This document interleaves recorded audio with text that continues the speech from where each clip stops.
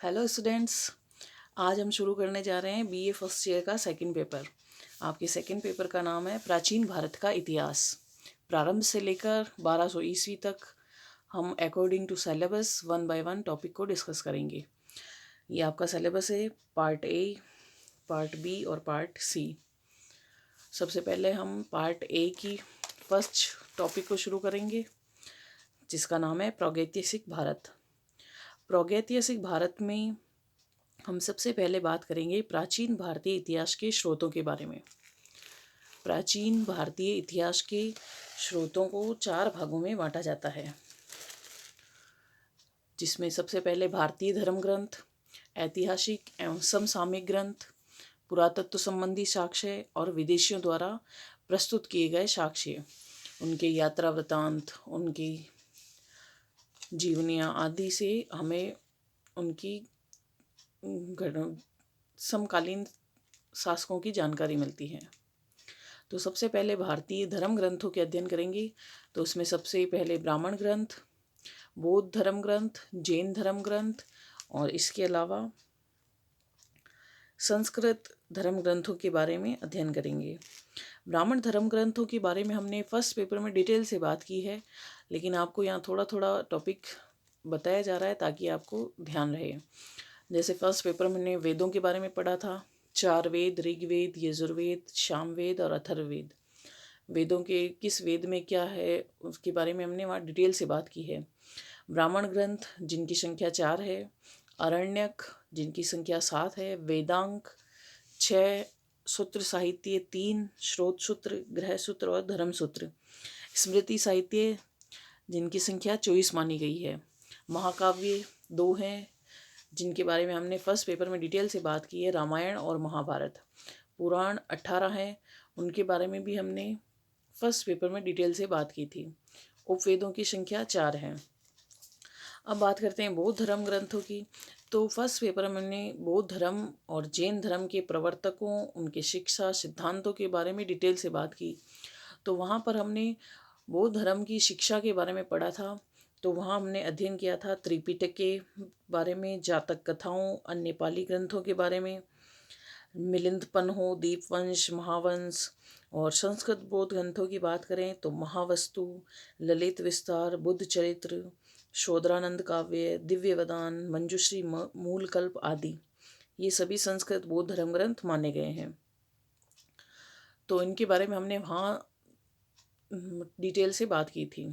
जैन धर्म ग्रंथों की बात करें तो परिशिष्ट पर्वन हेमचंद्र द्वारा रचित रचना है। कल्प सूत्र भद्रबाहु द्वारा, भद्रबाहु चरित्र भी भद्रबाहु की रचना है। भगवती सूत्र और जैन आगम ग्रंथों की संख्या है 12 अंग प्लस 12 उपांग। और कुवलयमाला अद्वतन सूरी द्वारा रचित आदि पुराण, उत्तर पुराण, सम्रादित्य कथा, हरिभद्र सूरी आदि सभी भारतीय धर्म ग्रंथ माने गए हैं, जिनसे हमें प्राचीन भारतीय इतिहास के स्रोत की जानकारी मिलती है। इनके बारे में हमने फर्स्ट पेपर में डिटेल से बात की है, तो वहाँ आप इन्हें वापस रीड आउट या नोट आउट भी कर सकते हैं। ऐतिहासिक एवं समसामयिक ग्रंथों की बात करें तो पाणिनि की अष्टाध्यायी, जो कि व्याकरण ग्रंथ है और इसका रचनाकाल 6ठी शताब्दी ईसा पूर्व माना गया है। कौटिल्य की अर्थशास्त्र, इसका रचनाकाल 4वीं शताब्दी और यह रचना चंद्रगुप्त मौर्य के शासनकाल में हुई थी। चंद्रगुप्त मौर्य के प्रधानमंत्री रहे थे कौटिल्य, और इसमें मौर्यकालीन भारत की विस्तृत जानकारी मिलती है।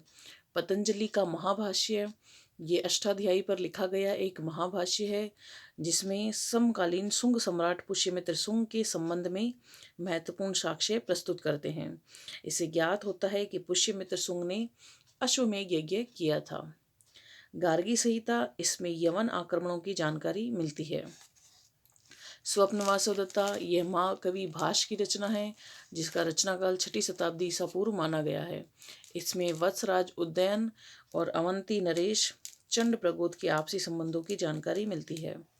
संगम साहित्य, इसमें चोल, पांड्य, केरल आदि द्रविड़ राजवंशों के बारे में जानकारी मिलती है। मालविका अग्निमित्रम, यह कालिदास की रचना है। फर्स्ट पेपर में हमने कालिदास की सभी महत्वपूर्ण रचनाओं के बारे में डिटेल से भी बात की थी। तो वहाँ से आप इनको नोट आउट भी कर सकते हैं। मुद्रा राक्षस विशाख दत्त की रचना है। चंद्रगुप्त मौर्य द्वारा नंदों के विनाश का वर्णन इस रचना में मिलता है। मत विलास प्रहसन महेंद्र वर्मन फर्स्ट की रचना है, जिसमें बौद्धों एवं कापालिकों के नैतिक पतन का विवरण दिया गया है। इसके बाद हर्ष चरित्र, जो कि महाकवि बाण की रचना है। इसमें कनौज के राजा हर्षवर्धन के जीवन चरित्र का वर्णन मिलता है। बाण की सेकंड कृति का नाम है कादम्बिनी। कामंद की ये नीतिसार अर्थशास्त्र का संक्षिप्त रूप माना जाता है और ये कामंदक द्वारा रचित रचना है। गोडवहु वाकपति राज द्वारा रचित इस ग्रंथ में कनौज सम्राट यशोवर्मन की दिग्विजयों का वर्णन मिलता है। कल्हण की राजतरंगिणी यह सबसे महत्वपूर्ण रचना मानी जाती है ऐतिहासिक ग्रंथों में। इसमें प्राचीन समय से शुरू करके 12वीं सदी तक का कश्मीर का इतिहास विशद रूप से लिखा गया है। और विल्हण की विक्रमांक देव चरित्र, इसके अलावा अन्य रचनाएं हैं, इनके रचनाकार और इनके नाम मिलते हैं, जो कि ऐतिहासिक दृष्टि से महत्वपूर्ण मानी गई है। जिसमें विष्णु शर्मा का पंचतंत्र, वत्सी भट्ट का रावणवध, भारवे की किरातार्जुनीयम, दंडिन का दशकुमार चरित, शूद्रक का मृच्छकटिकम, कात्यायन का गार्गी संहिता, वात्सायन का कामसूत्र, हर्षवर्धन का नागानंदा, प्रियदर्शिका और रत्नावली, वराहमिहिर, जिनके बारे में हमने फर्स्ट पेपर में भी डिटेल से पढ़ा था, जिनकी रचनाएं रही थी व्रत संहिता, व्रत जातक और पंच सिद्धांतिका। सुश्रुत, जिनकी रचना सुश्रुत संहिता रही थी। चरक, जिन्होंने चरक संहिता लिखी।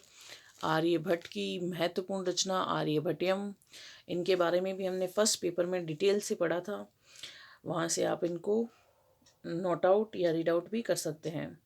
अमर सिंह ने अमरकोश की रचना की और असंग ने योगाचार की। और इस प्रकार हमने ऐतिहासिक समसामयिक ग्रंथों के बारे में डिटेल से पढ़ा। अब हम बात करेंगे पुरातात्विक संबंधी साक्ष्यों के बारे में। पुरातत्व के साक्ष्यों में अभिलेखों को सम्मिलित किया जाता है, सिक्कों को, कलाकृतियों को, मिट्टी के बर्तनों को, और इसके बाद हम बात करेंगे विदेशियों के विवरण के बारे में। तो पुरातत्व संबंधी साक्ष्य में अभिलेख सबसे महत्वपूर्ण माने जाते हैं। सर्वाधिक महत्वपूर्ण स्रोत अभिलेखों को माना जाता है। अभिलेखों के अंतर्गत स्तंभ लेख, शिलालेख, ताम्रपत्र लेख आदि सम्मिलित किए जाते हैं। विश्व का सर्वाधिक प्राचीन अभिलेख मध्य एशिया का बोगासकोई अभिलेख है, जो लगभग 1400 ईसा पूर्व का माना जाता है। मौर्य सम्राट अशोक के अभिलेखों से प्राचीन भारत के इतिहास की महत्वपूर्ण जानकारी मिलती है। अशोक के अभिलेख ब्राह्मी व खरोष्ठी लिपि में है। इसके अलावा अरामाइक ग्रीक लिपि में भी अशोक के कुछ अभिलेख प्राप्त हुए हैं। अन्य महत्वपूर्ण अभिलेखों के में हम बात करें तो जूनागढ़ अभिलेख शक राजा रुद्रदामन का, जूनागढ़ अभिलेख गुप्त राजा स्कंदगुप्त का, नासिक अभिलेख गौतमी पुत्र गौतमी बलश्री यानी सातवाहन वंश के राजा रहे थे। मंदसौर अभिलेख मालव नरेश यशोधर्मन का, प्रयाग प्रशस्ति हर्षवर्धन के मंत्री हरिशेन द्वारा रचित प्रयाग प्रशस्ति, हाथी गुफा अभिलेख खारवेल के राजा रहे थे, खारवेल जो कि कलिंग नरेश रहे थे, उनका अभिलेख, ऐहोल अभिलेख पुलकेशिन द्वितीय का। इस प्रकार अभिलेखों के माध्यम से भी हमें प्राचीन भारत की जानकारी मिलती है। सिक्के, जो कि प्राचीन भारत के इतिहास को जानने में, तत्कालीन जानकारी उपलब्ध कराने में महत्वपूर्ण भूमिका अदा करते हैं। प्राचीन प्रचलित सिक्के सैलखड़ी, तांबे, चांदी, सोना आदि धातुओं व पदार्थों से बनते थे। भारत के प्राचीनतम सिक्के पंचमार्क व आहत सिक्के कहलाते थे। यह सिक्के संभवतः चांदी के थे। सिक्कों के अध्ययन को मुद्रा शास्त्र या जिसे न्यूमिस्मेटिक भी कहा जाता है। भारत में सर्वप्रथम सोने के सिक्के हिंद यूनानी शासकों ने प्रचलित करवाए और प्राचीन भारत में सर्वप्रथम लेख युक्त सोने शुद्ध सोने के सिक्के कुषाण शासकों ने प्रचलित करवाए थे। भारत में सबसे अधिक मात्रा में सोने के सिक्के गुप्त शासकों ने प्रचलित करवाए थे। और कलाकृतियों में भित्ति चित्र, स्तंभ, मूर्तियाँ, मंदिर, खिलौने, आभूषण, मोहरें आदि भारत के विभिन्न स्थानों से प्राप्त हुई हैं, जिनके अध्ययन से प्राचीन भारतीय इतिहास, सभ्यता एवं संस्कृति की जानकारी मिलती है। मिट्टी के बर्तन एवं मुद्राएं भारत के विभिन्न क्षेत्रों से उत्खनन से प्राप्त मिट्टी के बर्तन तथा मुद्राओं से भी इतिहास निर्माण में सहायता मिलती है। इनके सूक्ष्म अध्ययन से काल निर्माण में सहायता मिलती है। अब अगला जो टॉपिक है वह है विदेशियों का विवरण। विदेशियों के विवरण में हम यूनानी लेखकों की बात करें तो सिकंदर के पूर्व के लेखकों में स्काइलैक्स, हिकेटियस, मिलेटस, हेरोडोटस और कैटेसियस उल्लेखनीय हैं। हेरोडोटस, जिन्हें इतिहास का जन्मदाता माना जाता है, इनकी प्रसिद्ध रचना रही थी हिस्टोरिका। ये सभी लेखक सिकंदर के पूर्व के माने गए हैं और सिकंदर की सेना के साथ बहुत से लेखक और विद्वान भारत आए थे। उनमें नाम आता है निरियाकस का, एरिस्टोबुलस का, ओनेसाइक्रिट्स का। ये एग्जाम के पॉइंट ऑफ व्यू से यहाँ से आपका क्वेश्चन भी बनता है कि सिकंदर के साथ भारत आने वाले लेखकों के नाम बताइए। तो निरियाकस, एरिस्टोबुलस और ओनेसाइक्रिट्स। इसके अलावा मैगस्थनीज रचित इंडिका, स्ट्रैबो की भूगोल, पिलने की प्राकृतिक इतिहास, एरियन की इंडिका और सिकंदर का आक्रमण, और पेट्रोक्लीज की पूर्वी देशों का भूगोल, टॉलेमी की भूगोल और एक अज्ञात लेखक के द्वारा लिखी गई पेरिप्लस ऑफ द एरिथियन सी। ये रचनाएं महत्वपूर्ण मानी गई है, जो कि यूनानी लेखकों के अंतर्गत आती है। चीनी लेखकों की बात करें तो सुमाचीन चीनी इतिहास का पितामह कहलाता है, और फाइयान, जो कि 399 से 414 ईस्वी में चंद्रगुप्त मौर्य के समय भारत आए थे, और इनकी रचना रही थी फो को की। हैनसांग, जो कि हर्षवर्धन के समय भारत की यात्रा की, इनकी रचना है सी यू की। इत्सिंग, जो कि 671 ईस्वी में भारत आए थे और इन्होंने अपना यात्रा वृत्तांत लिखा। ह्यूली हैनसांग का मित्र था और अपने मित्र की जीवनी लिखी थी इन्होंने। तिब्बती लेखकों की बात करें तो लामा तारानाथ एकमात्र तिब्बती लेखक माने गए थे प्रसिद्ध, और इनकी रचनाएं थी कंग्यूर और तंग्यूर। अरबी लेखकों में अल बरूनी, जो कि गजनवी के साथ भारत आया था, इसकी रचना थी किताबुल हिंद। अल मसूदी, यह बगदाद का यात्री था, 10वीं शताब्दी में भारत आया था और रचना रही थी मरूजुल ज़हव, या जिसे स्वर्ण का रम्य क्षेत्र भी कहा जाता है।